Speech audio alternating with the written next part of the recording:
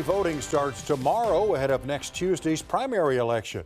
On the ballot, Oklahoma's minimum wage. If passed by you, the voters, State Question 832 would gradually raise the minimum wage from $7.25 now to $15 an hour by the year 2029. Those on both sides of the issue paint very different pictures of what may happen if Oklahoma's statewide minimum wage does go up. News 4's Tanner DeLeon breaks down the debate. Tanner. Yeah, a lot going on with this. We've been following it all because those against raising the minimum wage tell me it will lead to increased cost and job losses. But those in favor say a higher minimum wage will help employers keep workers and reduce poverty.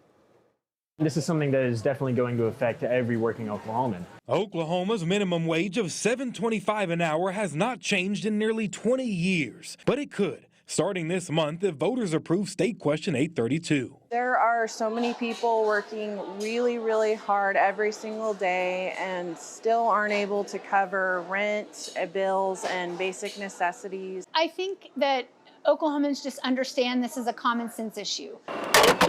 The cost of gas, groceries, housing has just continued to climb, but wages have stayed the same. 3/4 of economists actually oppose wage hikes up to 15. Rebecca Paxton with the nonprofit research organization Employment Policies Institute says raising the minimum wage to $15 an hour will hurt Oklahoma businesses. Because the cost of labor has now basically doubled, businesses have to adapt to that. They might raise prices, which affects consumers.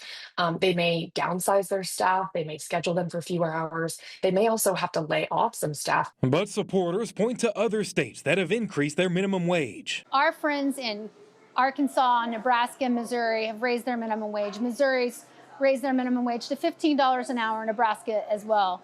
We've not seen massive job loss. They still have a low cost of living. This is scare tactics from the opposition who just want to be able to, protect corporations who are paying people poverty level wages. $7.25 an hour right now, which means if you're a working Oklahoman working full time, you're going to make $15,080 a year.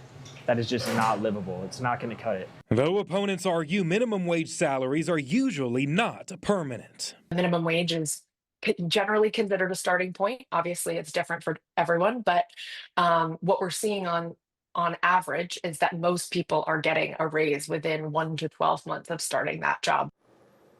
And News 4 is your local election headquarters. And of course, we'll bring you the results next Tuesday night.